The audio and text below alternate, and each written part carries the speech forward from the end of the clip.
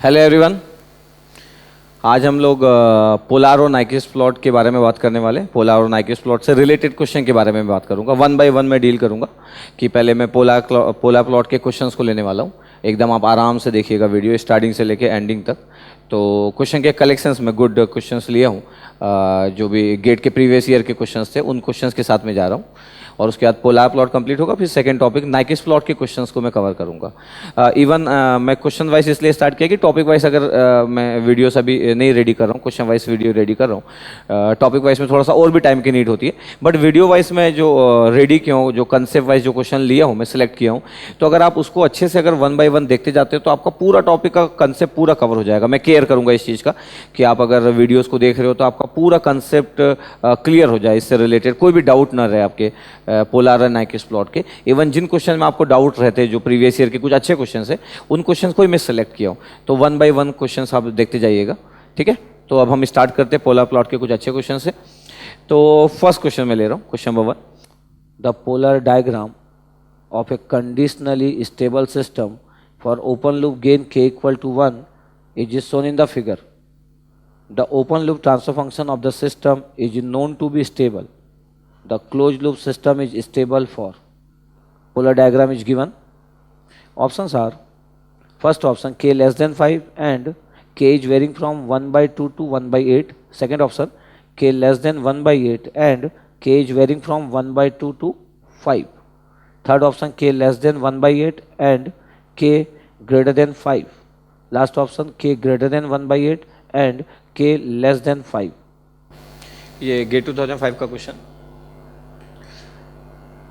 Open loop gain के आपके पास गिवन है 1। Open loop transfer function specially mention है स्टेबल सिस्टम, और एक जीएच प्लेन का एक फिगर दिया हुआ है, देख सकते हैं आपके पास फ्रीक्वेंसी रिस्पांस का फिगर दिया हुआ है। और हमको फाइंड आउट करना है कि ये जो क्लोज सिस्टम स्टेबल होगा उसके लिए के का रेंज क्या होगा। ऑप्शंस आपके पास लिखे हुए। तो यहाँ पे हमको स्टेबिलिटी फाइंड आउट करना है, कंडीशंस फाइंड आउट करना है। एक कंडीशनल स्टेबल सिस्टम गिवन है। तो ये जो क्वेश्चन है आपके पास, ये नाइकिस स्टेबिलिटी क्राइटेरिया पे बेस है।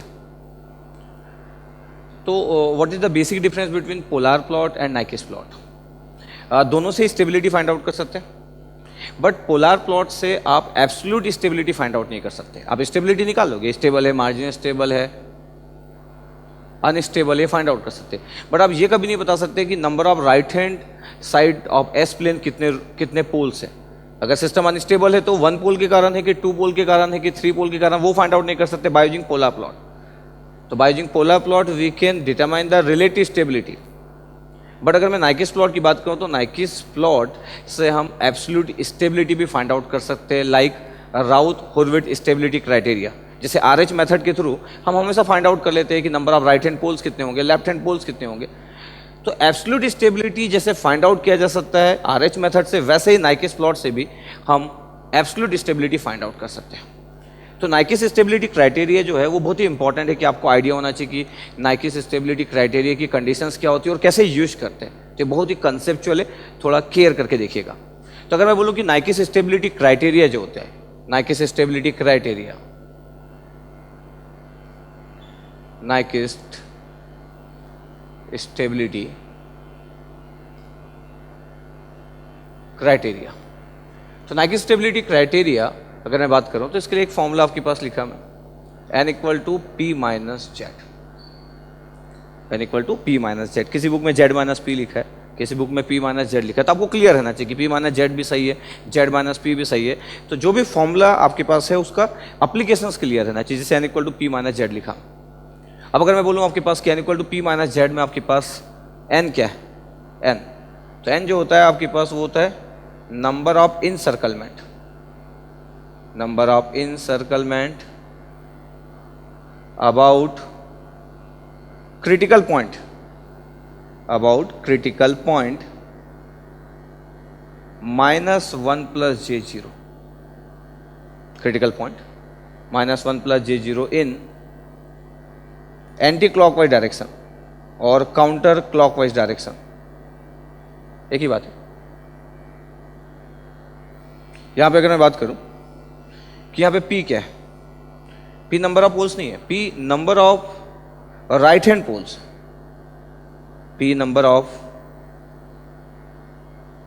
Right hand poles of open loop transfer functions. Z क्या है? जेड आपके पास number of right hand poles of close loop transfer functions. तो जेड जीरोस नहीं है। नाइकी स्टेबिलिटी क्राइटेरिया में सबसे इंपॉर्टेंट चीज है कि जेड जीरोस नहीं है। इस फॉर्मूले में जो जेड है वो भी number of right hand poles है, इस फॉर्मूले में जो पी है वो भी number of right hand poles है।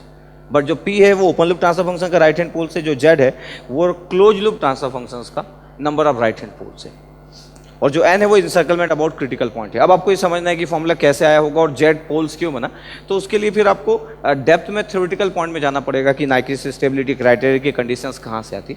तो अगर मेरा वीडियो लेक्चर्स, अगर मैं नाइकी स्टेबिलिटी क्राइटेरिया पे अगर मैं अपना वीडियो लेक्चर अगर फॉर्म करूँगा तो फिर आपको मैं शो करूँगा कि ये कैसे, ये कंडीशंस भी कैसे क्रिएट हुई होगी। ऐसे अगर आपको ऐसे टीचर अगर किसी कॉलेज में पढ़ाना है या किसी कोचिंग में पढ़ाना है तब आपके लिए बहुत ही इंपॉर्टेंट है कि फॉर्मूला कैसे बना। बट आप ऐसे स्टूडेंट हो तो फिर आपके लिए इंपॉर्टेंट है एप्लीकेशंस कि आपको एन, पी और जेड के बारे में सिर्फ आइडिया होना चाहिए कि एन क्या होता है, पी क्या होता है, जेड क्या होता है। जिस भी बुक में N equal to Z minus P लिखा है वहाँ पे number of encirclement about critical point in clockwise direction में लिखा है। मतलब जिस भी बुक में आप अगर formula Z minus P use करते हो तो वहाँ पे जो मूवमेंट होगा, जो हमका इंसर्कलमेंट होगा एक क्रिटिकल पॉइंट का, वो डायरेक्शन चेंज हो जाएगा, वो क्लॉकवाइज डायरेक्शन लिखा होगा। इतना ही डिफरेंस है। और भी ज़्यादा डेप्थ में जाओगे तो आपको दिखेगा कि ये वाला फॉर्म कब आता है और वो वाला फॉर्म कब आता है। अब अगर मैं और भी थोड़े से अगर डेप्थ की बात करूं तो ये जो नाइकिस कंटूर होता है, अभी हम लोग सिर्फ क्वेश्चन की बात कर रहे हैं। अदरवाइज अगर मैं नाइकिस कंटूर की बात करूं कि नाइकिस कंटूर अगर आप फॉर्म कर रहे हो, ये नाइकिस कंटूर अगर है, ये नाइकिस कंटूर हम फॉर्म करते हैं,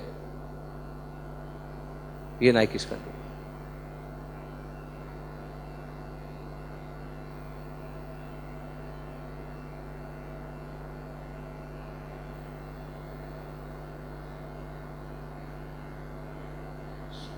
तो ये जो होता है आपके पास, ये जो पॉजिटिव लाइंस होती है ये पोलर प्लॉट की लाइन होती है, इसी को पोलर प्लॉट बनाते हैं। तो पोलर प्लॉट कुछ नहीं है, नाइकिस प्लॉट का जो एक सेक्शन है पॉजिटिव फ्रीक्वेंसी का उसको पोलर प्लॉट बोलते हैं। ये मिरर इमेज होता है, ये वाला द मिरर इमेज और पोलर प्लॉट।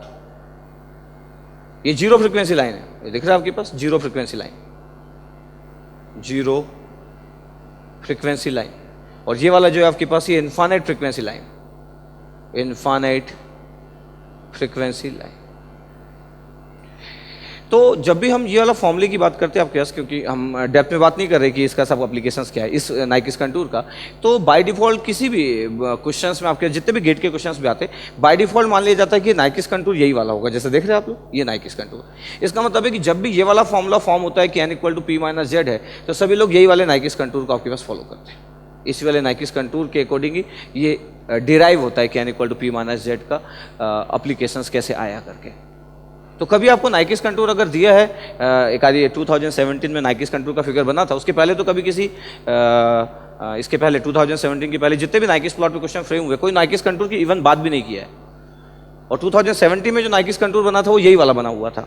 ठीक है, तो आप ध्यान देंगे कि कभी नाइकिस कंटूर अगर दिया है तो फिर नाइकिस कंटूर किस टाइप से दिया हुआ है। तो नाइकिस कंटूर यही वाला आपके पास दिया था और ये रिजल्ट हम आराम से यूज कर सकते हैं। तो आपको क्लियर है कि N equal to P minus Z में N number of encirclement about critical point है और काउंटर क्लॉकवाइज डायरेक्शंस ये। और अगर मैं जेड माइनस पी कर रहा हूं तो फिर आपके पास क्लॉकवाइज डायरेक्शन, सेम यही नाइकिस कंटूर के लिए। अगर कभी ऐसा हो जाए आपके पास कि नाइकिस कंटूर अपोजिट डायरेक्शन में बना होता या अपोजिट डायरेक्शन में बना होता तो इस सेम फॉर्मूला में जो इंसर्कलमेंट होता वो क्लॉकवाइज डायरेक्शन हो जाता। लेकिन ये तो एकदम डेप्थ वाली बात हो जाएगी कि नाइकिस कंटूर पे डिपेंडेंट ये कैसे फॉर्मूला होता होगा। तो इतना डेप्थ में अगर आपको जानना है तो फिर आप मेरे किसी वीडियो लेक्चर का वेट कीजिए, जो मैं सिर्फ नाइकिस कंडीशंस पे एक वीडियो लेक्चर फॉर्म करूंगा। तो अगर आपको सिर्फ क्वेश्चन की बात करना है कि आपको गेट के जो भी क्वेश्चन आए सर हमको बनना चाहिए, कंसेप्ट वाइज सर हमको क्लियर है कि कैसे अप्लाई करते हैं, कैसे यूज करते हैं, तो फिर आप बस इसको ध्यान से देखिए, सब क्वेश्चन एग्जाम के बन जाएंगे। तो वापस आता हूं आपके पास कि N equal to P minus Z में आपके पास तीनों पॉइंट क्लियर रहना चाहिए। अब इस क्वेश्चन में अगर देख रहे हो आपके पास कि आपको क्लोज सिस्टम की स्टेबिलिटी के लिए के का रेंज फाइंड आउट करना चाहिए कि क्लोज सिस्टम स्टेबल होगा उसके लिए के का रेंज क्या। अब क्वेश्चन में गिवन क्या क्या आपके पास, गिवन हमारे पास जो दिख रहा है आपके पास कि अगर मैं सिस्टम की बात करूं कि हमारे पास फंक्शंस क्या क्या है, तो एक ओपन लूप गेन के की वैल्यू हमारे पास 1 है, open loop transfer function stable है, और एक नाइकिस आपके पास एक पोलर प्लॉट का फिगर बना हुआ दिख रहा है आपके पास, ऐसा फिगर बना हुआ एक फ्रीक्वेंसी के लिए आपके पास फिगर है, तो नॉर्मली जो भी फिगर रहते हैं जीएच प्लेन में सब पॉजिटिव फ्रीक्वेंसी के लिए बने रहते हैं। अब मेरे को फाइंड आउट करना है कि के का रेंज क्या होगा आपके पास। अब सबसे इंपॉर्टेंट है कि के कहाँ से आ गया। के तो ओपन लूप गेन के की वैल्यू 1 है, इसलिए यहाँ पे के नहीं दिख रहा। अदरवाइज हर जगह के दिखता है आपके पास, मैग्नीट्यूड में के लिखा होता है, के की वैल्यू आपके पास ऊपर लिखा होता है, ओपन लूप ट्रांसफर फंक्शन के न्यूमरेटर में तो हर जगह के आता, जहाँ जहाँ मैग्नीट्यूड आता, बट के क्यों नहीं दिख रहा? क्योंकि के की वैल्यू 1 है।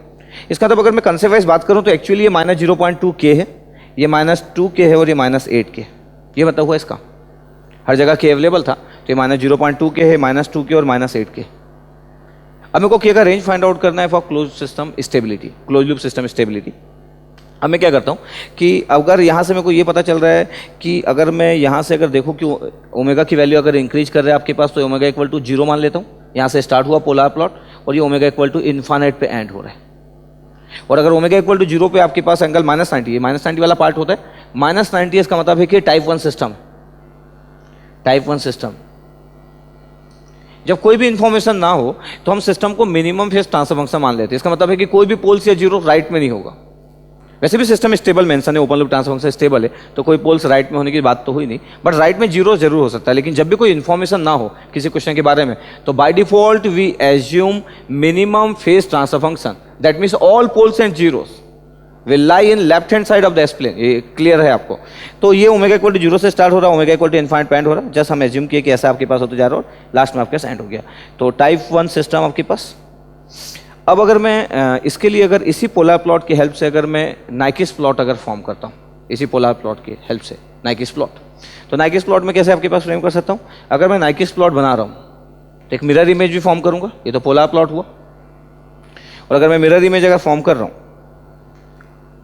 जैसे मैं मिरर इमेज फॉर्म करता हूं अभी,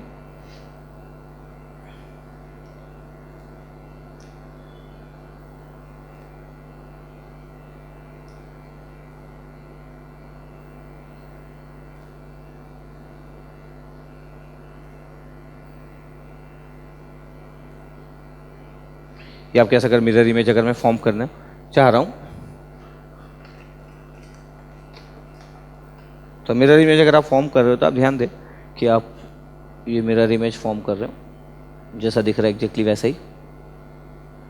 इस थोड़ा सा स्पेस ले इसके लिए।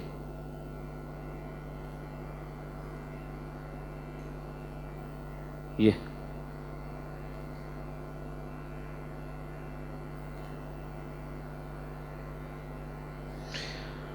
तो ओमेगा इक्वल टू 0 से स्टार्ट हुआ आपके पास, ये ओमेगा इक्वल टू 0 से स्टार्ट हो रहा है सपोज करें यहाँ से, ओमेगा इक्वल टू इन्फानाइट ये है, और ये इसका मिरर इमेज, ये इन्फानाइट प्लस तो ये इन्फानाइट माइनस, और ओमेगा इक्वल टू 0 प्लस तो ओमेगा इक्वल टू 0 माइनस, ऐसा। अब अगर टाइप 1 सिस्टम में जितना टाइप ऑफ सिस्टम रहता है उतना ही आपके पास number of infinite magnitude half circle होते हैं। ये नाइकिस प्लॉट को जब भी हम ड्रॉ करते हैं उसका कंसेप्ट होता है कि इन्फानाइट मैग्नीट्यूड आपके पास जो होगा, जो जीरो फ्रीक्वेंसी लाइन के कारण होते हैं। जो जीरो फ्रीक्वेंसी लाइन दिख रहा है आपको, जीरो फ्रीक्वेंसी लाइन आपके पास है, वो अगर मैं ओमेगा इक्वल टू 0 पुट करता हूँ तो मैग्नीट्यूड इन्फानाइट होता है। तो हमेशा इसमें कंसेप्ट होता है कि नाइकिस प्लॉट जब भी ड्रॉ करते हैं कि number of poles at origin is equal to number of infinite magnitude half circle. तो अभी 1 पोल एट ओरिजिन है क्योंकि टाइप 1 है, तो यहाँ से आपके पास 0 माइनस से 0 प्लस तक आपके पास ये इन्फानाइट मैग्नीट्यूड हाफ सर्कल हो जाए। इसका मतलब ये हुआ कि इस पोलर प्लॉट को देख के अगर आपको नाइकिस प्लॉट का आइडिया है तो ये इसका नाइकिस प्लॉट हो गया। ये हमारे पास डायरेक्शंस, ये डायरेक्शंस फॉर्म की, ये पोलर प्लॉट का डायरेक्शंस और ये नाइकिस प्लॉट का डायरेक्शंस, ये नाइकिस प्लॉट का डायरेक्शंस। अभी नाइकिस प्लॉट बन चुका है। डिस्टेंस क्या क्या आपके पास? -0.2 के डिस्टेंस है, एक डिस्टेंस -2 के, एक डिस्टेंस -8 के। यहाँ पे -8 के डिस्टेंस है ये वाला, ये पॉइंट, ये आपके पास -2 के है और ये -0.2 के, ये जो पॉइंट दिख रहा है आपको, इतने यहाँ पास डिस्टेंस है।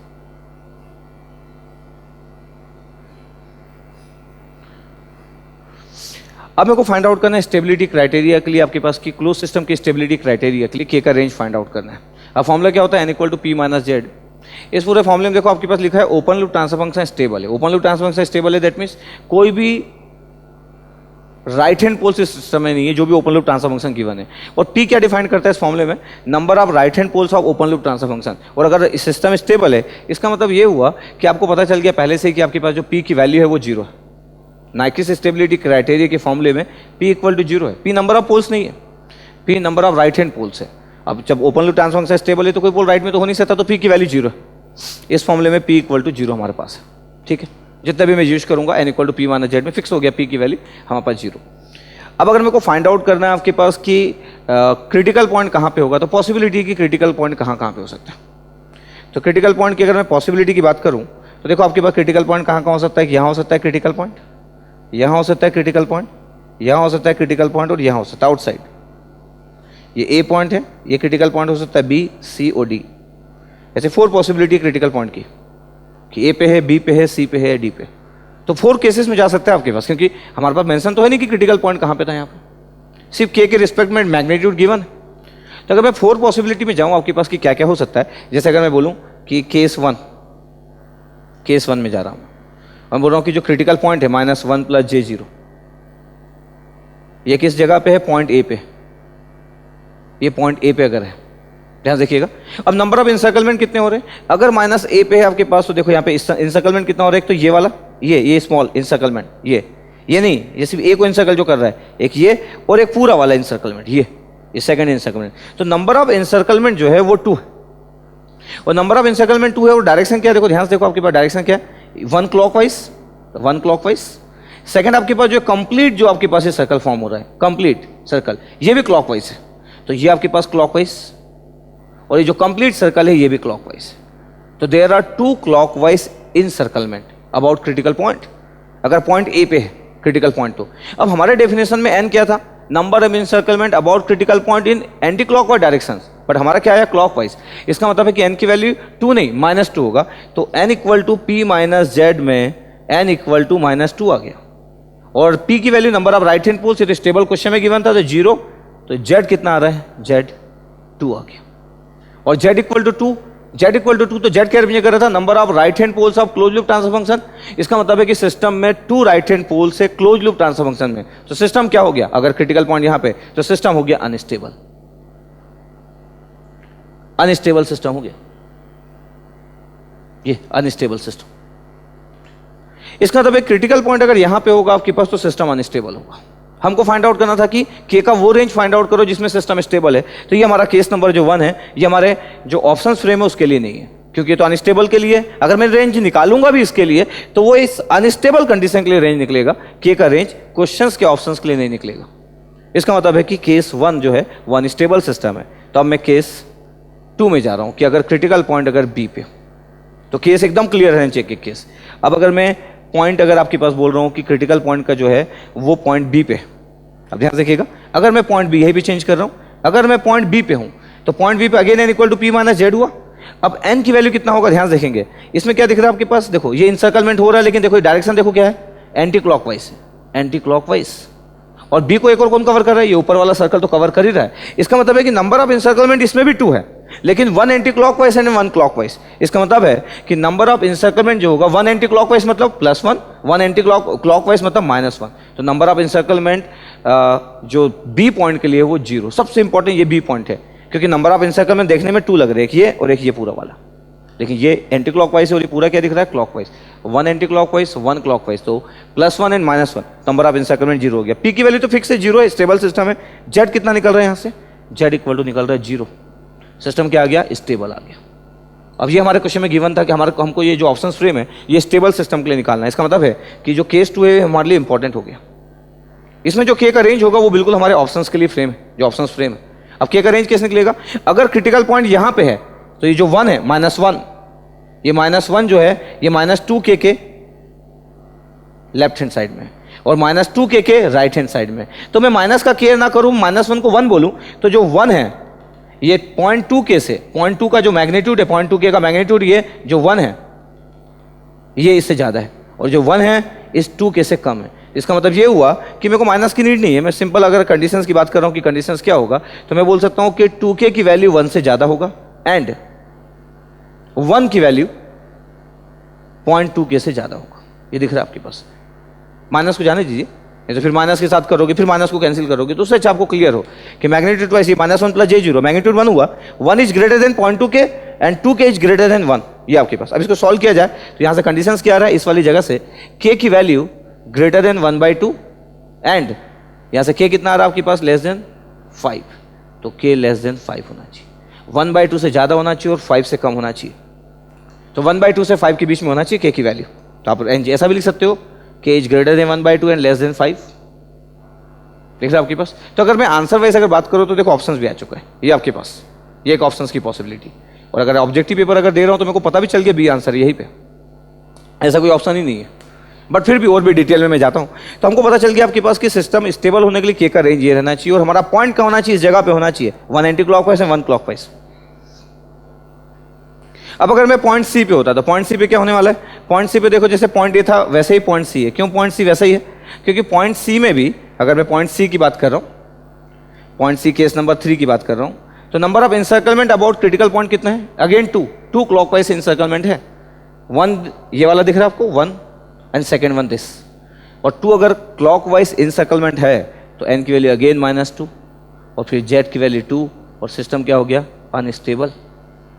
इसका मतलब है कि point A unstable, point C unstable, point B stable, इसलिए वहां पे एक रेंज आ गया। और एक लास्ट पॉसिबिलिटी की बात जाते हैं तो केस नंबर 3 की तो हम डिस्कशन नहीं कर रहे क्योंकि ये भी अनस्टेबल है। अब मैं केस नंबर 4 की बात कर रहा हूँ, ध्यान से नोट करेंगे। केस नंबर 4 की बात कर रहा हूँ। केस नंबर 4 में अगर मैं बोलूँ कि आपका जो क्रिटिकल पॉइंट है, क्रिटिकल पॉइंट अगर वो डी वाले पे outside the Nyquist plot, नाइकिस plot के अगर बाहर है पॉइंट डी, इसका मतलब ये हुआ है तो इंसर्कलमेंट ही नहीं हो रहा है। और अगर इस जगह पे इंसर्कलमेंट नहीं हो रहा है तो एन की वैल्यू तो 0 हो गया, और एन की वैल्यू 0 है, पी ऑलरेडी 0 है, क्वेश्चन में गिवन है, तो जेड की वैल्यू कितना हो गया 0। System will be stable, stable system है। इसका मतलब है कि point B stable system, 1 anti clockwise 1 clockwise, and point D will be stable क्योंकि यहां तो इंसर्कलमेंट ही नहीं है, तो ये भी स्टेबल होगा। इसका मतलब है कि इसके लिए भी हम के की रेंज निकाल सकते हैं। इसके लिए के का रेंज कब होगा, अब ये क्रिटिकल पॉइंट यहां पे होगा, ये 8 के है, ये वाला पॉइंट जो है वो -8 के है और 1 यहां पे -1 + j0। इसका मतलब 1 का मैग्नीट्यूड जो है वो 8k के मैग्नीट्यूड से ज्यादा है, तभी तो 1 इस साइड है। इसका मतलब k क्या आ गया लेस देन 1/8। तो अगर मैं k का रेंज 1/8 से अगर कम रखता हूं तो सिस्टम विल बी स्टेबल। तो देख सकते हो आपके पास बी ऑप्शन में एक और लिखा हुआ था k लेस देन 1/8। तो ऐसे क्वेश्चन बहुत ही इंपॉर्टेंट रहते हैं कि कंडीशनल स्टेबल सिस्टम है कि क्रिटिकल पॉइंट का प्लेसमेंट कहां होगा। तो ये पूरा का पूरा जो कंसेप्ट है किन किन चीजों पर डिपेंड कर रहा है, एक तो ओपन लूप ट्रांसफर फंक्शन की कंडीशंस पे कि पी की वैल्यू क्या है, सेकंड हमारे क्रिटिकल पॉइंट का प्लेसमेंट एक नाइकिस प्लॉट के अंदर कैसा है उस पर भी डिपेंड कर रहा है, और इन सब से हम फाइंड आउट करते हैं जेड की वैल्यू। अगर जेड 0 है that means close loop system will be stable, और जेड अगर 0 नहीं है तो close loop system will be unstable. एक और इंपॉर्टेंट पॉइंट आप ध्यान रखें, आप अगर आपका कंसेप्ट अगर बहुत अच्छा नहीं है और आप अगर कुछ मिस्टेक कर रहे हैं, अगर आप कुछ मिस्टेक कर रहे हैं तो कंफर्म आपका जेड की वैल्यू नेगेटिव आ जाएगा। अदरवाइज जेड की वैल्यू नेगेटिव कभी आ ही नहीं सकता है। जेड के लिए नेगेटिव सिर्फ एक ही केस में आएगा जब आपको क्लियर नहीं है और आप कुछ गलत पुट कर रहे हो, या आपको क्लॉकवाइज या एंटी क्लॉकवाइज क्लियर नहीं है, तब आपके जेड की वैल्यू नेगेटिव भी आ सकता है। अदरवाइज आपको अगर पूरे पॉइंट्स क्लियर है तो जेड की वैल्यू या तो 0 होगा या तो कोई पॉजिटिव इंटीजर नंबर होगा। 0 that means stable and any positive integer number that means unstable system. तो ये कंडीशनल स्टेबल का क्वेश्चन था, और आई थिंक कि आपको क्लियर हुआ होगा कि नाइकिस स्टेबिलिटी क्राइटेरिया को हम कैसे यूज करते हैं। इसलिए जस्ट मैं पूरे पॉइंट्स को कवर किया और जस्ट हम एक एक केस की बात की। Consider the feedback system shown in the figure. The Nyquist plot of g of s is also shown. Which one of the following conclusions is correct? There are 2 figure.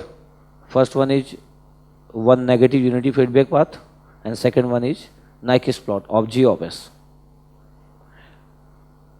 Options are, first option g of s is an all pass filter, second option g of s is a strictly proper transfer function, third option g of s is a stable and minimum phase transfer function, last option the closed loop system is unstable for sufficiently large and positive k.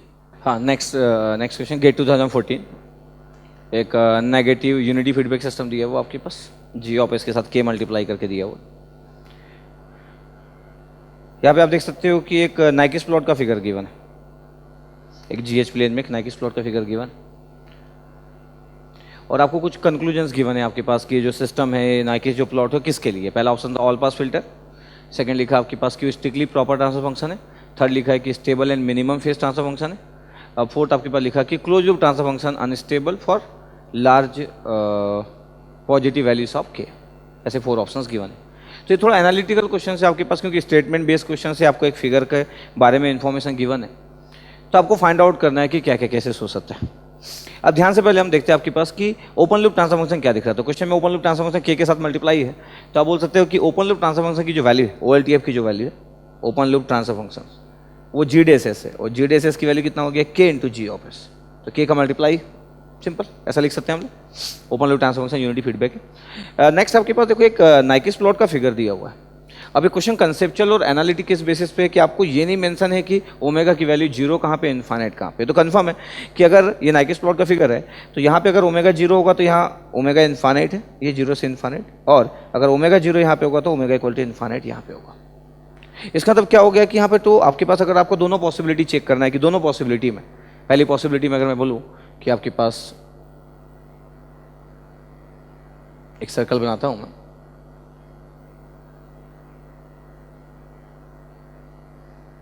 एक ये circle form किया मैं,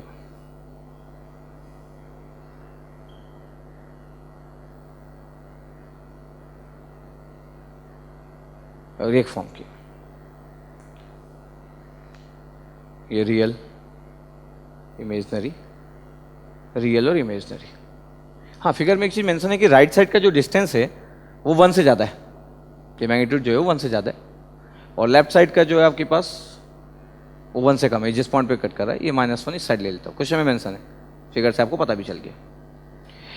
फिर मैं आपको बोला कि अगर पोलर प्लॉट है, अगर आपके पास ये एरो को अगर ऐसा मान रहे हो और ये मान लेते हो कि चलो ओमेगा इक्वल टू ये 0 से ओमेगा इक्वल टू ये इनफाइनाइट, ये ओमेगा इक्वल टू 0 से ये ओमेगा इक्वल टू इनफाइनाइट, ये अलग। अगर इसको अगर आप मान रहे हो कि ये आपके पास पोलर प्लॉट है, इसका मतलब है कि मिरर इमेज हो गया। वैसे भी Nyquist plot symmetrical about real axis होते हैं हमेशा, तो इसको मैं पहले केस में इसको मान लेता हूँ कि सपोज करो ये पोलर प्लॉट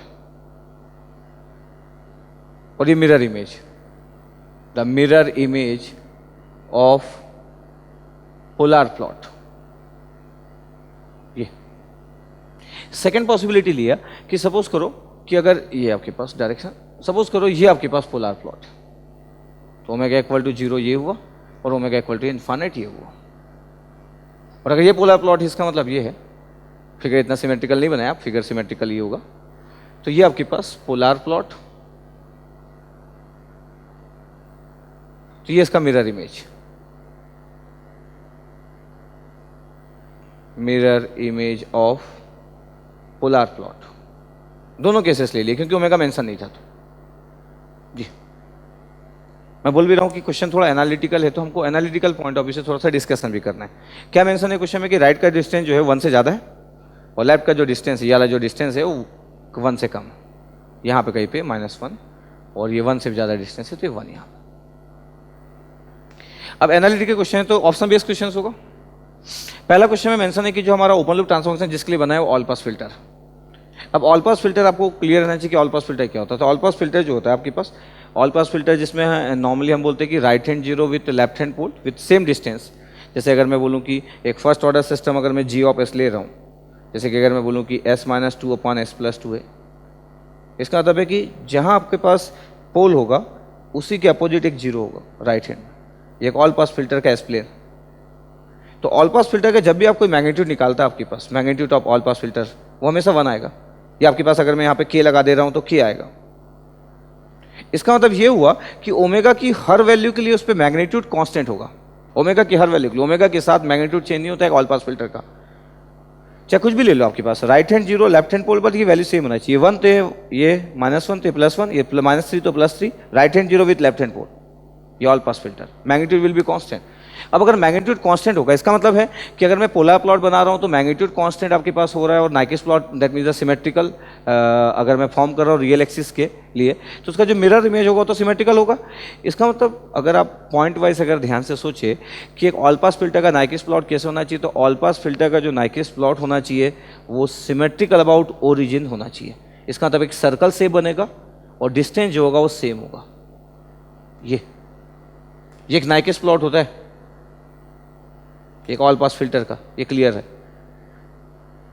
इसका मतलब ऑप्शन ए रॉन्ग होता है, क्योंकि ये जो फिगर है ये सिमेट्रिकल अबाउट रियल एक्सिस है, क्योंकि नाइक्विस्ट प्लॉट होता भी है symmetrical about real axis, but अगर ये ऑल पास फिल्टर होता तो ये सिमेट्रिकल अबाउट ओरिजिन भी होता। देखो सिमेट्रिकल अबाउट ओरिजिन नहीं है, डिस्टेंस सेम होना चाहिए था। जो रेडियस होता है आपके पास, जो भी इसका रेडियस सपोज करो के, ये सिमेट्रिकल अबाउट ओरिजिन होता है। तो आपको हमेशा क्लियर है कि ऑल पास फिल्टर का जो नाइक्विस्ट प्लॉट होगा वो एक सर्कल शेप होगा और वो सिमेट्रिकल अबाउट ओरिजिन भी होगा।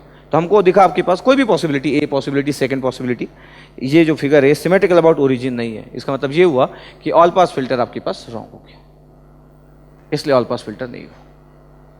चलो सेकंड पॉसिबिलिटी में जाते हैं हम लोग। In case of strictly, second option की अगर मैं बात करूं तो in case of strictly proper transfer function, strictly proper transfer function का मतलब होता है कि नंबर ऑफ जो पोल्स होना चाहिए वो नंबर ऑफ जीरो से ज्यादा होना चाहिए।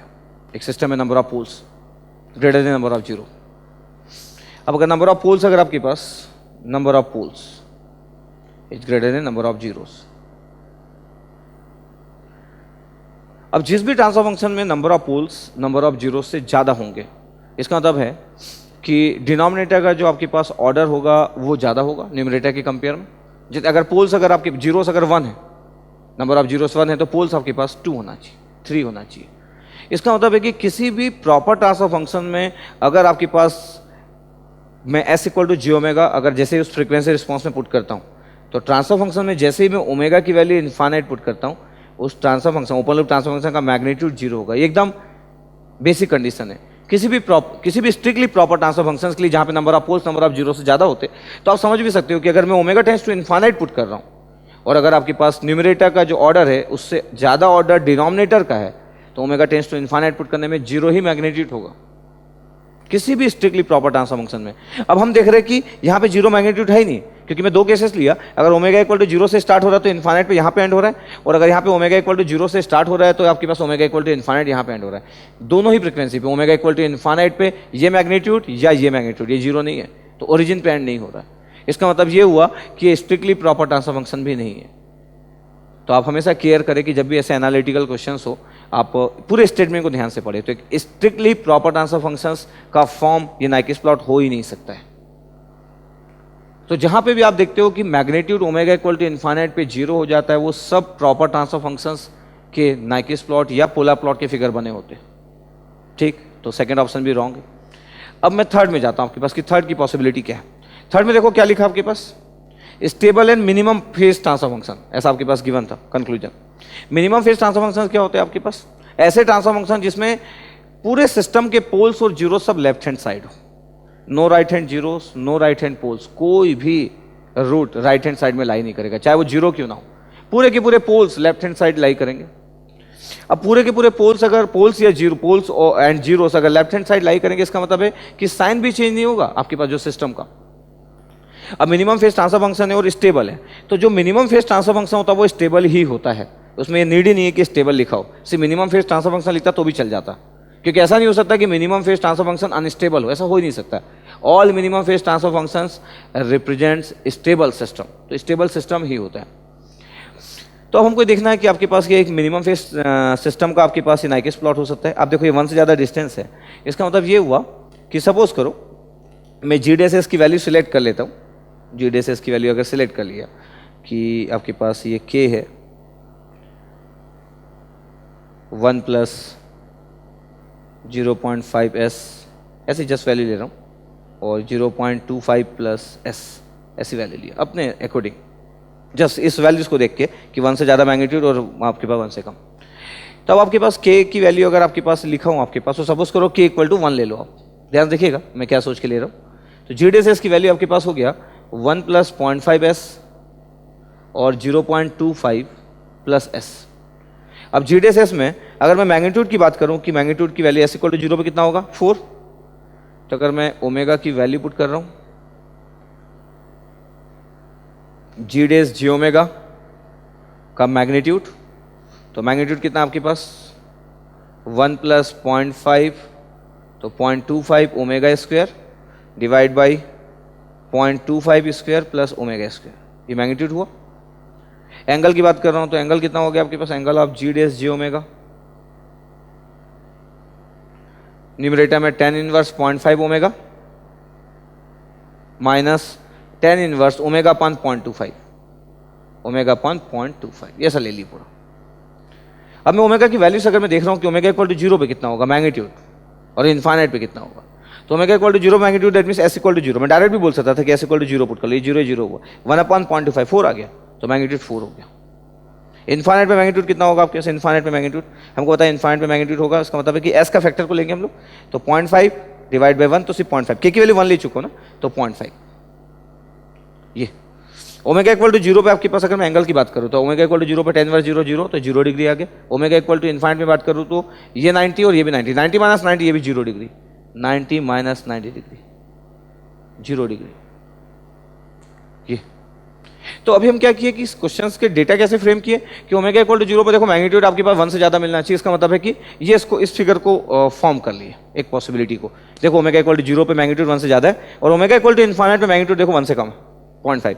मैं अपोजिट भी कर सकता था, अगर मैं 0.25 को 0.5 आपके पास इसको रिप्लेस कर दूं और ये 0.2 आपके पास इसको इंटरचेंज कर दूं आपके पास, तो ऐसा भी हो सकता था कि मैं सेकंड वाला भी फॉर्म कर सकता हूँ सिर्फ डेटा चेंज करके। तो प्रॉब्लम नहीं है कि फर्स्ट के लिए बनाए तो सर सेकंड के लिए क्या होगा, इसको चेंज कर लो तो सेकंड के लिए भी बना सकते हैं हम।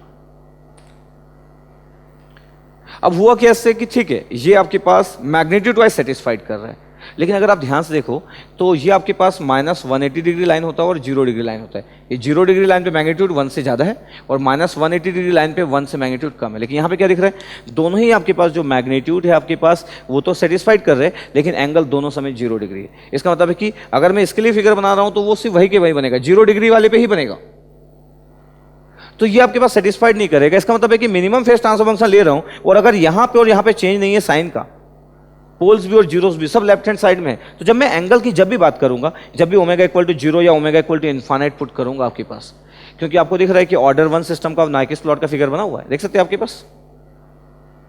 तो जब भी मैं omega equal to infinite put करूंगा आपका एंगल हमेशा 0 डिग्री आएगा, कभी भी ऐसा आपके पास चेंज नहीं होगा कि 0 से लेके -180 डिग्री या इधर -180 से लेके 0 डिग्री। यहाँ पे इस फिगर में कहाँ जा रहा है, -180 डिग्री से लेके 0 डिग्री जा रहा है इस फिगर में, या 0 डिग्री से -180 डिग्री पे आ रहा है। इसका मतलब ये हुआ कि एक मिनिमम फेज ट्रांसफर फंक्शन को सिलेक्ट करके, क्योंकि साइन चेंज तो होगा नहीं, इसका मतलब है कि अगर साइन चेंज नहीं है तो फिर एंगल आपके पास 0 डिग्री ही आते रहेगा। तो आप कोई भी तरीका आप यूज नहीं कर सकते जिससे कि मिनिमम फेज सिस्टम से ये फिगर डिजाइन कर सके, ऐसा कोई कर ही नहीं सकता है। तो एक मिनिमम फेज सिस्टम आपको हमेशा एंगल 0 डिग्री ही देगा, चाहे वो 0 से लेके इन्फाइनाइट की कोई भी वैल्यू पुट करो। हाँ, ये अलग बात है आपके पास की अगर आप नंबर ऑफ पोल्स, अगर आपके पास यहाँ पे नंबर ऑफ पोल्स अगर एक से ज़्यादा अगर मैं प्रोवाइड कर रहा हूँ तो फिर आपके पास एंगल वाइज अगर मैं बात करूँगा तो एंगल -90 हो जाएगा, अगर मैं नंबर ऑफ पोल्स अगर आपके पास बढ़ा दे रहा हूँ। लेकिन उस केस में क्या होगा, इन्फाइनाइट में मैग्नीट्यूड फिर 0 आ जाएगा।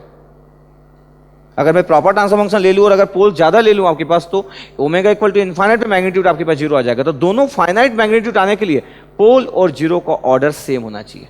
इस नाइकिस प्लॉट से आपको क्या दिख रहा है, अगर आपके पास दोनों मैग्नीट्यूड फाइनाइट है, चाहे 0 या इन्फाइनाइट फ्रीक्वेंसी पे, इसका मतलब है कि जितने पोल्स है उतने ही जीरो से। तो आपको एक minimum phase transfer function design करना था, number of poles equal to number of zero से, जितने पोल्स उतने ही जीरो से। तो मैं डिजाइन किया ये मैग्नीट्यूड सेटिस्फाइड किया, बट एंगल कभी सेटिस्फाइड नहीं करेगा। इसका मतलब ये हुआ कि स्टेबल और मिनिमम फेज ट्रांसफर फंक्शन नहीं हो सकता ये। तो क्या ऐसा पॉसिबल है कि एक नॉन मिनिमम फेज सिस्टम से हम डिजाइन कर सके इस क्वेश्चन को? तो चलो नॉन मिनिमम फेज सिस्टम से हम डिजाइन करने का ट्राई करते हैं कि क्या नॉन मिनिमम फेज सिस्टम से इस क्वेश्चन को कोई डिजाइन कर सकता है। तो नॉन मिनिमम फेज सिस्टम देखो मैं ट्राई कर रहा हूं, मैं नॉन मिनिमम फेज सिस्टम ले रहा हूं, एक राइट हैंड 0 ले लिया, पोल आपके पास ऐसे ही रखा, तो आपके पास क्या हो गया, ये 1 - 0.5। इससे होने से क्या हुआ, मैग्नीट्यूड में कोई चेंज नहीं हुआ, मैग्नीट्यूड अभी भी वही है, बट एंगल में क्या चेंज हुआ आपके पास। देखो न्यूमरेटर में देखो कोऑर्डिनेट कितना है, S equal to j omega put करूंगा तो एक्स पॉजिटिव और वाई नेगेटिव, एक्स पॉजिटिव है आपके पास और y की वैल्यू नेगेटिव है। y की वैल्यू अगर आपके पास नेगेटिव है और x की वैल्यू अगर आपके पास पॉजिटिव है, तो यहाँ पे अगर मैं सिस्टम को अगर मैं चेंज कर रहा हूँ, ध्यान रखिएगा आपके पास ये, तो अगर मैं इसमें एंगल वाइज अगर मैं बात कर रहा हूँ कि एंगल वाइज अगर मेरे को देखना है कि हम कैसे डिजाइन करें करके, देखो ध्यान से देखिएगा आपके पास, तो x की वैल्यू पॉजिटिव और y की वैल्यू नेगेटिव है, तो इसका एंगल कितना हो गया आपके पास, ये कौन सा कोऑर्डिनेट में आ गया, x पॉजिटिव y नेगेटिव आपके पास, दैट मीन फोर्थ कोऑर्डिनेट। तो फोर्थ कोऑर्डिनेट में एंगल हो गया -10⁻⁵ ओमेगा, ये -10⁻⁵ ओमेगा और ये -10 ओमेगा अपन 0.5 था, तो ओमेगा इक्वल टू 0 पे 0 आया, but omega equal to infinite पे एंगल कितना आ रहा है, -180 डिग्री, ये -180 डिग्री आ गया, क्योंकि फोर्थ कोऑर्डिनेट में था आपके पास। देखो राइट हैंड जीरोस की हेल्प से मैं एक non minimum phase system design कर लिया। अब अगर मैं बोलूं कि ये किसको सेटिस्फाइड कर रहा है, ये एग्जैक्टली पहले पॉसिबिलिटी को सेटिस्फाइड कर रहा है। इसका मतलब इस क्वेश्चन का आंसर क्या हो सकता है? इस क्वेश्चन का आंसर बिल्कुल एक stable and non minimum phase system answer हो सकता है। अगर इसको ऑप्शंस में stable and non minimum phase system अगर मेंशन होता, बिल्कुल ये आंसर करेक्ट होता। Why this system is stable? क्योंकि पोल्स तो लेफ्ट में है ना। अगर मैं पोल जीरो डायग्राम बना रहा हूं तो पोल जीरो डायग्राम कैसे बन रहा है? एक राइट हैंड जीरो आपके पास है, राइट हैंड जीरो आपके पास पोल्स की जो वैल्यू है -0.25 है, और जीरोस की वैल्यू कितना आपके पास 1 - 0.5 एस जीरो पुट किया तो जीरो की वैल्यू 2 है, ये 2। तो इस सिस्टम को हम क्या रिप्रेजेंट करेंगे? Non minimum phase system due to right hand zero और stable system due to left hand pole. तो अगर ऑप्शंस में अगर स्टेबल और नॉन मिनिमम फेज सिस्टम होता तो ये इस क्वेश्चन का आंसर होता, बट स्टेबल और मिनिमम फेज सिस्टम था, इस क्वेश्चन का आंसर नहीं हो सकता था। तो थर्ड भी आपके पास रॉन्ग हो गया। तो आपको बिल्कुल आइडिया होना चाहिए। तो आपको एनालिटिकल जब आप क्वेश्चन को डील करते हो तो आपको सिर्फ ये नहीं देखना है कि stable and minimum phase system exam में दिए। जब आप क्लासरूम में कर रहे हो या आप घर में रिवाइज कर रहे हो तो आपको देखना है कि क्या क्या पॉसिबिलिटी हो सकती है। तो आप नॉन मिनिमम फेज सिस्टम के बारे में भी आपको कंपेयर करना चाहिए था, बिल्कुल आंसर आ जाता। चलो अब ये नहीं है तो फोर्थ पॉसिबिलिटी तो बिल्कुल आंसर तो होगा ही। इसका मतलब है कि फोर्थ तो आंसर होने ही वाला है, लेकिन फिर भी आपको पूरा आइडिया होना चाहिए कि फोर्थ आंसर क्यों होगा। चलो फोर्थ पॉसिबिलिटी में जाता हूं मैं। अब ध्यान से देखिएगा फोर्थ पॉसिबिलिटी। फोर्थ पॉसिबिलिटी में क्या लिखा हुआ है? फोर्थ पॉसिबिलिटी में लिखा हुआ है कि जो क्लोज लूप ट्रांसफर फंक्शन है वो अनस्टेबल है फॉर लार्ज वैल्यूज ऑफ के, लार्ज पॉजिटिव वैल्यूज ऑफ के। जैसे क्लोज सिस्टम की स्टेबिलिटी के बारे में बात होगी, इसका मतलब है ये नाइकिस स्टेबिलिटी के बारे में बात होगी।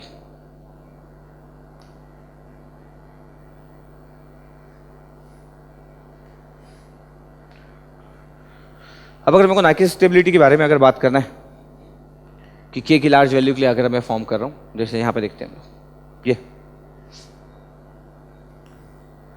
अगर मैं इसी वाले के लिए अगर मैं बात करूं आपके पास के की अगर मैं साथ में अगर रखा हूं तो मैग्नीट्यूड कितना आ रहा था आपके पास? इस साइड में 4 आ रहा था और इस साइड में कितना आ रहा था आपके पास?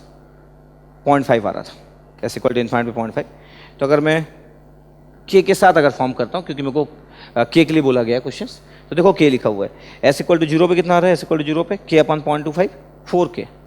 तो मैं मान लेता हूं चलो ये 4 के आ गया, ये 4 के। एस इक्वल टू इनफाइनाइट पे कितना आ रहा है आपके पास? -0.5 के। तो ये वाला जो पॉइंट्स है ये -0.5 के, एस इक्वल टू इनफाइनाइट पे। यही वाला सेटिस्फाइड कर रहा था इस वाले को। दो में से कुछ भी आप डिजाइन कर सकते हो क्वेश्चंस को, तो मैं अभी इसके लिए डिजाइन कर लिया। तो अभी आपके पास दिख रहा है कि 4 के और ये -0.5 के, इतना हमको दिख रहा है।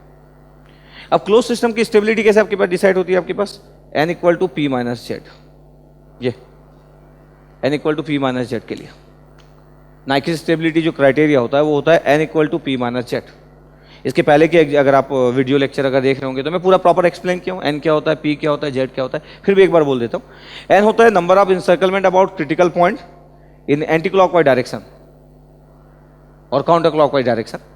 जो p होता है number of right hand poles of open loop transfer function, और जो z होता है number of right hand poles of close loop transfer function. अब अगर आप ध्यान से देखिए आपके पास इस जगह पे कि क्रिटिकल पॉइंट देखो आपके पास यहाँ पे, ये क्रिटिकल पॉइंट, ये -0.5 के है ये वाली वैल्यू। अब -0.5 के लिए वैल्यू अगर ये आपके पास ही बना हुआ अभी सपोज करो, इसका मतलब 1 की वैल्यू ज़्यादा है। इस जगह के लिए अगर मैं इस वाले पॉइंट्स के लिए बात करूँ कि अभी क्या है, तो अभी आपको दिख रहा होगा कि 1 की वैल्यू 0.5 के से ज़्यादा है। जो 1 इज ग्रेटर देन 0.5 के आउटसाइड है, इसका मतलब के की वैल्यू कितना आ गया? के लेस देन 2 आ गया। ये के लेस देन 2 के लिए फिगर बना हुआ है, मान लेते हैं अपन। अब n equal to P minus Z है, नंबर ऑफ इंसर्कलमेंट कितना हुआ इस क्रिटिकल पॉइंट का? तो क्रिटिकल पॉइंट है -1 + j0 is very special critical point. तो नंबर ऑफ इंसर्कलमेंट हुआ कि इस वाले पॉइंट्स पे नहीं हुआ, तो n की वैल्यू कितना हो गया? 0, number of encirclement about critical point. अब p की वैल्यू निकालना तो p number of right hand poles होता है। देखो ये सिस्टम हम डिजाइन किए, number of right hand poles, no number of left hand poles, इसमें राइट हैंड पोल्स नहीं है, तो number of right hand poles भी 0। तो आपके पास z सिस्टम क्या आ गया आपके पास? z इक्वल टू 0, तो सिस्टम विल बी स्टेबल। इसका मतलब है कि अभी आपके पास जो सिस्टम में डिजाइन किया हूं ये स्टेबल सिस्टम है। k लेस देन 2 पे सिस्टम स्टेबल है। ऑप्शन में क्या लिखा कि close loop transfer function unstable for large values of k। अगर मैं k की वैल्यू को इंक्रीज करता हूं, सपोज अगर k की वैल्यू को हम इंक्रीज करते हैं, कैसे इंक्रीज करते हैं? अगर मैं बोलूं कि ये जो 0.5 k है ये थोड़ा सा राइट शिफ्ट हो जाए और k की वैल्यू को बढ़ा लेते हैं, तो 0.5 k ग्रेटर देन 1 कर लेते हैं। Keep this value is greater then 1, तो 0.5 के ग्रेटर देन 1 मतलब के ग्रेटर देन 2 हो गया। अब 0.5 के ग्रेटर देन 1 के ग्रेटर देन 2 है, इसका मतलब ये हुआ कि जो क्रिटिकल पॉइंट है वो कहां पे आ गया। अगर मैं यहां पे आपके पास ऐसा बना रहा हूं,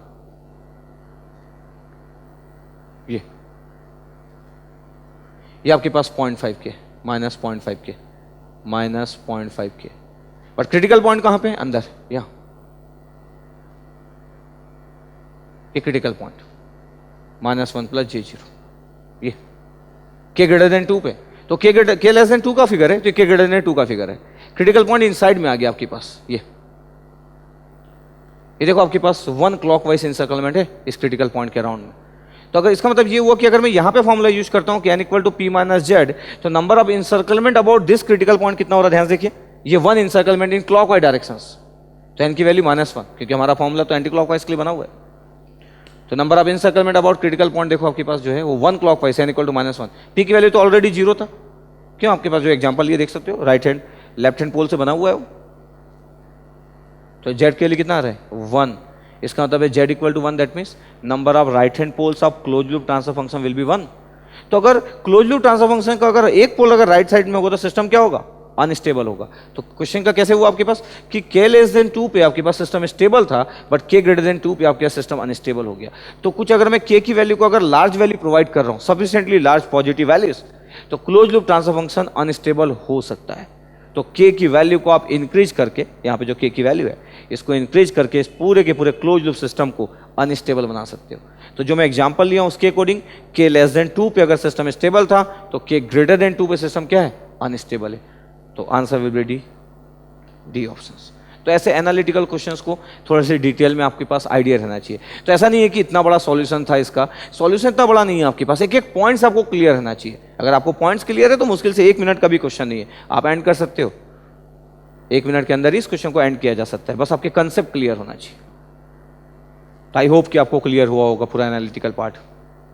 N open loop transfer function is given by GHS equal to k upon s square plus 2s plus 2 into s plus 2।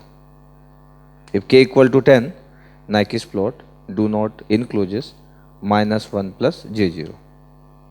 Second condition, if k equal to 100, Nyquist plot encloses -1 plus J0. System is, first option, stable for k equal to 10 and unstable for k equal to 100. Second option B, stable for both k equal to 10 and k equal to 100. C option, unstable for both k equal to 10 and k equal to 100. Last option D, unstable for k equal to 10 and stable for k equal to 100. ये gate 2017 का question है, electronics के set 1 का question है। Open loop transfer function हमको given था k upon s square plus 2s plus 2 s plus 2, एक third order system given था। हमको फाइंड आउट करना था स्टेबिलिटी, फाइंड आउट करना था k की डिफरेंट वैल्यूज के लिए। 2 केसेस है यहाँ पे क्वेश्चन में कि k इक्वल टू 10 के लिए Nyquist प्लॉट इनसर्कल नहीं कर रहा है क्रिटिकल पॉइंट को, second one k equal to 100 के लिए Nyquist प्लॉट इनसर्कल कर रहा है क्रिटिकल पॉइंट को। अब हम क्या कर सकते हैं कि जैसे ओपन लूप ट्रांसफर फंक्शन दिख रहा है, तो फर्स्ट हम ड्रॉ कर सकते हैं एक GH plane, that mean the real value of GH open loop transfer function, imaginary value of open loop transfer function.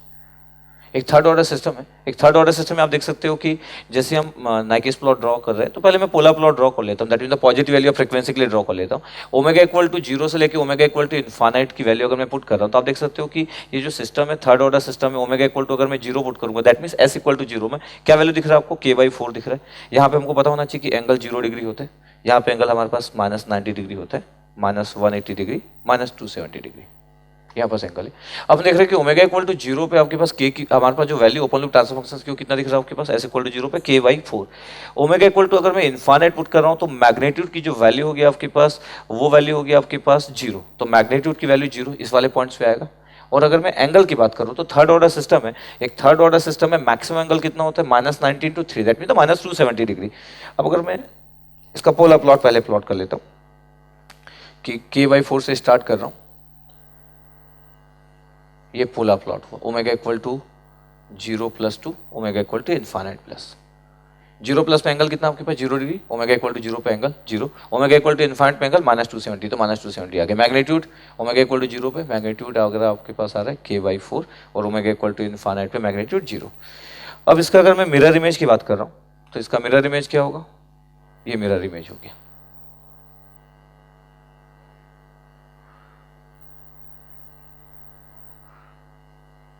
ये ओमेगा इक्वल टू 0 से इन्फाइनाइट प्लस था, इन्फाइनाइट माइनस यही होगा जहाँ पे मैग्नीट्यूड 0 होगा, और इस वाले पॉइंट्स पे ओमेगा इक्वल टू 0 माइनस होता है। अभी हमारा नाइकिस प्लॉट बन गया। अब यहाँ पे बहुत ही इंपॉर्टेंट होता है आपके पास कि क्रिटिकल पॉइंट कहाँ पे एग्जिस्ट करेगा। हमारे क्वेश्चंस में मेंशन है 2 पॉइंट्स मेंशन है, 2 केसेस मेंशन है। एक में मेंशन है आपके पास कि जो हमारा क्रिटिकल पॉइंट्स होगा k इक्वल टू 10 पे वो आउटसाइड द नाइकिस प्लॉट होगा, तो एक पॉइंट ये बना दिया। सेकेंड, सपोज करो ए पॉइंट, एक बी पॉइंट फ्रेम कर रहा हूँ मैं, यहाँ पे critical point -1 plus J0 provide कर रहा हूँ, सपोज करो बी पॉइंट। यहाँ पे k की वैल्यू कितना दे रहा हूँ मैं, k की वैल्यू 100, ये क्वेश्चन में गिवन है। तो 2 केसेस क्वेश्चन में गिवन है, तो 2 केसेस में आपके पास k इक्वल टू 10 पे critical point outside the Nyquist plot है, और सेकंड वाले केस में क्या है, k इक्वल टू 100 पे नाइकिस प्लॉट के अंदर में क्रिटिकल पॉइंट्स है। तो हमको फाइंड आउट करना है कि k इक्वल टू 10 पे सिस्टम स्टेबल है या अनस्टेबल है, और k इक्वल टू 100 पे। तो हमको दोनों केसेस में स्टेबिलिटी फाइंड आउट करना है, किसकी, क्लोज सिस्टम की स्टेबिलिटी फाइंड आउट करना है। अब क्लोज सिस्टम की स्टेबिलिटी के लिए अगर नाइकिस प्लॉट के कंसेप्ट को देखें तो नाइकिस प्लॉट में आपके पास होता है n equal to p minus Z, ये हमारा फॉर्मूला होता है नाइकिस प्लॉट में स्टेबिलिटी फाइंड आउट करने का। यहाँ पे जो p की वैल्यू होती है, p की वैल्यू हम लिखते हैं number of right hand side poles, number of RHS right hand poles of open loop transfer function. Open loop transfer function को गिवन है क्वेश्चंस में। यहाँ पे n की जो वैल्यू होती है number of encirclement about critical point -1 plus J0 in anti clockwise direction. एक और चीज हमेशा ध्यान रखें कि अगर मैं n equal to p minus Z use कर रहा हूँ तो नंबर ऑफ इंसर्कलमेंट जो है वो एंटी क्लॉकवाइज डायरेक्शन में, और अगर मैं n equal to Z minus p use करता तो यही वाला डेफिनेशन में क्लॉकवाइज क्लियर था। तो डिपेंड करता है कि आप क्या यूज करना चाहते हो। तो अब n equal to p minus Z हम यूज कर रहे हैं तो डायरेक्शन एंटी क्लॉकवाइज हुआ। और यहाँ पे सबसे इंपॉर्टेंट जो z है, z equal to number of right hand poles. इसमें कभी भी डाउट ना है कि z represent the zeros, number of right hand poles of close loop transfer function. Nyquist plot का सबसे इंपॉर्टेंट पार्ट यही होता है, z number of right hand poles of close loop transfer function. अब इन तीनों वैल्यू की बात करने वाले हैं। अब n की वैल्यू कहां से मिलेगा, n की वैल्यू नाइकिस प्लॉट के फिगर से मिलेगा। p की वैल्यू कहां से मिलेगा, जो हमको क्वेश्चंस में गिवन है, that means open loop transfer function. अब अगर मेरे को p की वैल्यू फाइंड आउट करना है तो ओपन लूप ट्रांसफर फंक्शन की हेल्प से मैं p की वैल्यू फाइंड आउट कर सकता हूँ। तो GHS इक्वल टू, अगर मैं लिख रहा हूँ कि GHS की वैल्यू कितना है, तो k अपॉन इसको अगर मैं मल्टीप्लाई कर रहा हूँ तो ये हो गया s cube plus 4s square plus 2s, 4s plus 2s 6s plus 4। ये हमारा एक थर्ड ऑर्डर सिस्टम है। अब मेरे को p की वैल्यू फाइंड आउट करना है कि number of right hand poles, not poles ना। तो एक और चीज ध्यान रखें कि हमको मिस्टेक ना करें कि p इक्वल टू 3 मेंशन कर देना, ये मिस्टेक होगा। p नंबर ऑफ पोल्स नहीं है, p number of right hand poles है। अब राइट हैंड पोल्स मेरे को फाइंड आउट करना है, इसका मतलब है कि मैं RS टेबल की हेल्प से number of right hand poles find out कर सकता हूँ, बहुत ही आराम से फाइंड आउट कर सकता हूँ। अब मैं यहाँ पे अगर RS टेबल की हेल्प से अगर मैं फाइंड आउट कर रहा हूँ, अब RS टेबल की हेल्प से, अगर मैं RS टेबल की हेल्प से number of right hand poles find out कर सकता हूँ आराम से। RS टेबल कैसे फॉर्म करेंगे, ये कोफिशिएंट 1 हुआ, नेक्स्ट कोफिशिएंट 6, ऐसे स्क्वायर में कोफिशिएंट 4 और ये 4। सिंपली सॉल्व कैसे करेंगे, 4 into 6 24 minus 1 into 4 20 divide by 4, that means 5। इधर तो कोई टर्म्स नहीं है, that mean 0। 5 into 4 minus 4 into 0 divide by 5। तो बहुत ही सिंपल आपके पास फॉर्म कर लिए।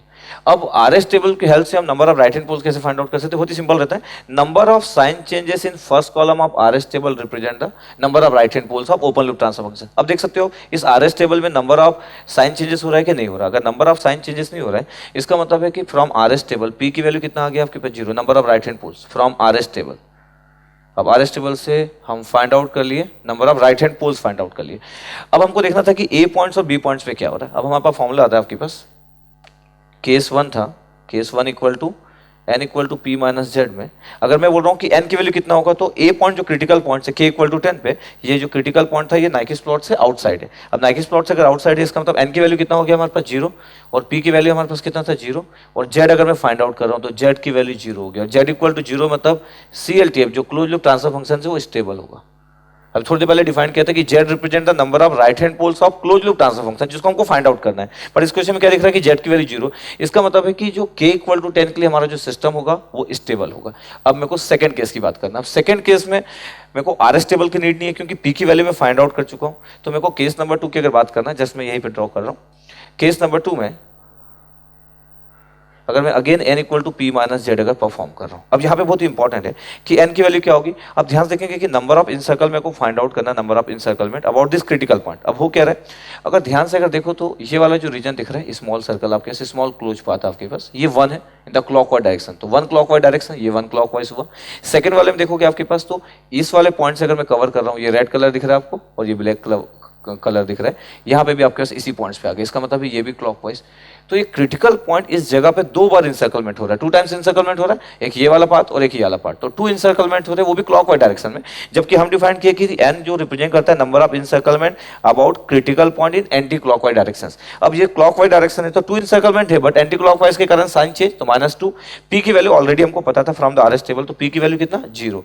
इसका मतलब है कि z की वैल्यू अगर मैं फाइंड आउट कर रहा हूं तो z इक्वल टू 2 आ रहा है, और z इक्वल टू अगर 2 आ रहा है इसका मतलब 2 right hand poles of CLTF। तो सिस्टम क्या हो गया हमारा, क्लोज लूप सिस्टम अनस्टेबल हो गया। तो 2 राइट हैंड पोल्स सिस्टम हमारा अनस्टेबल हो रहा है। इसका मतलब ओवरऑल कंक्लूजन क्या निकला कि k इक्वल टू 10 पे हमारा सिस्टम स्टेबल था due to no right hand poles of close loop transfer function.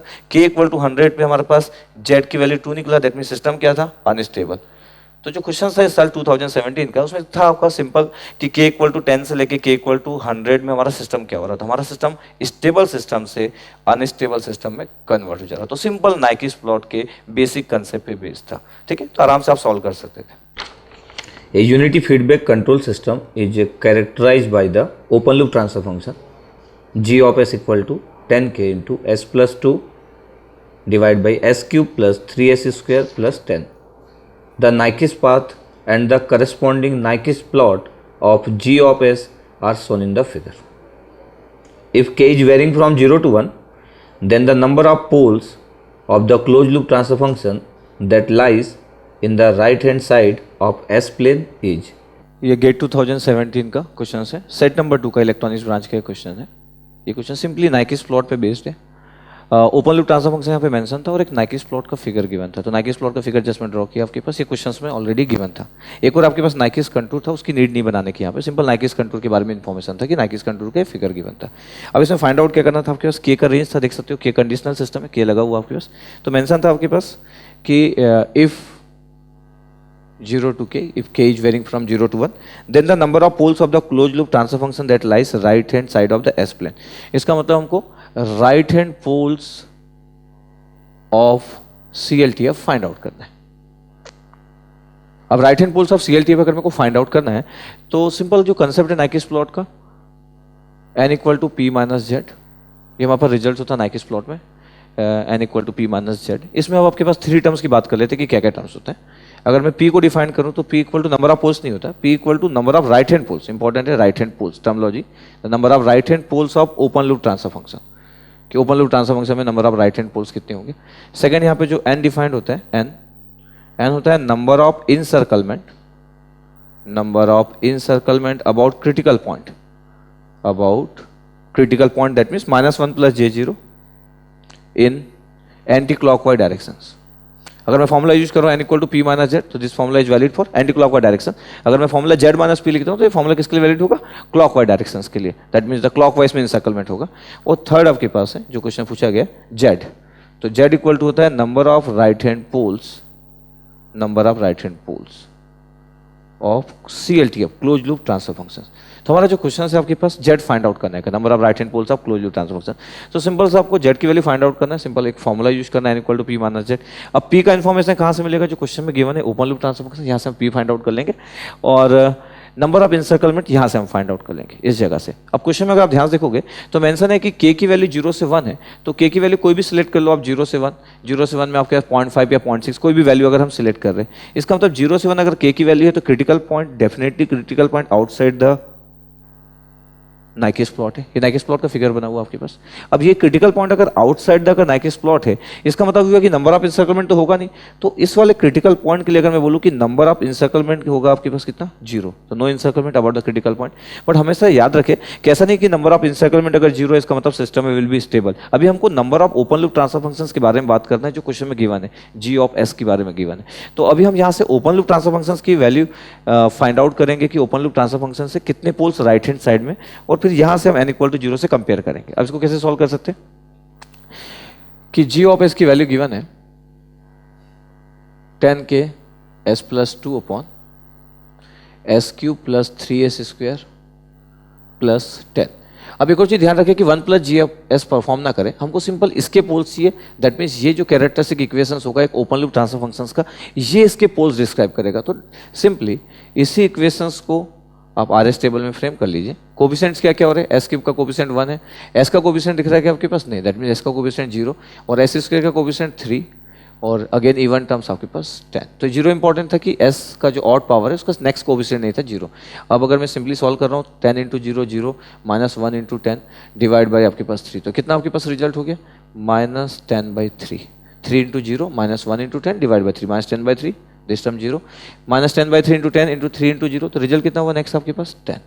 अब यहाँ पे देख रहे हैं कि नंबर ऑफ साइन चेंजेस कितने हैं आपके पास। यहाँ पे देखा आपके पास प्लस साइन, यहाँ पे देखा आपके पास प्लस साइन, यहाँ माइनस साइन और यहाँ पे आपका प्लस साइन। तो नंबर ऑफ नेगेटिव साइन नहीं देखना है, नंबर ऑफ साइन चेंजेस देखना है। इसका मतलब ये हुआ कि पॉजिटिव से नेगेटिव साइन आपके पास आया, 1 साइन चेंज हुआ, फिर नेगेटिव से पॉजिटिव आया आपके पास, सेकंड साइन चेंज हुआ। तो number of sign changes in first column of R S table क्या रिप्रेजेंट कर रहा है, number of right hand poles of open loop transfer function. इस ओपन लूप ट्रांसफर फंक्शंस का जो number of right hand poles होगा ये first column of R S table define करेगा। अब यहाँ पे नंबर ऑफ साइन चेंजेस 2 है, इसका मतलब है कि इस रिजल्ट्स में, इस आर एस टेबल में p की वैल्यू 2 है। अब आराम से इस रिजल्ट को यूज कर सकते हो, n equal to P minus Z है। अब n equal to P minus Z को अगर आप यूज करना चाहते हो, यही लिख रहा हूँ जस्ट, तो n equal to P minus Z में नंबर ऑफ इंसर्कलमेंट तो था नहीं, तो देखिए नंबर ऑफ इंसर्कलमेंट 0 था फ्रॉम द नाइकिस प्लॉट, और अगर मैं p की बात करूँ तो p की वैल्यू 2 है। तो हम यहाँ से अगर फाइंड आउट करें तो z इक्वल टू कितना आ रहा है 2 आ रहा है, और z इक्वल टू 2 आ रहा है, इसका मतलब 2 right hand poles of close loop transfer function.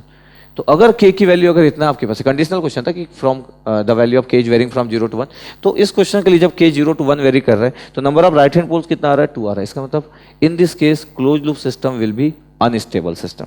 और हमारे पास क्वेश्चन में आपको फाइंड आउट करना था कि number of right hand poles क्या है, तो हमारा क्वेश्चन का जो आंसर था 2 था, simple numerical data type question था, तो आपको 2 पुट करना था। Okay, thank you.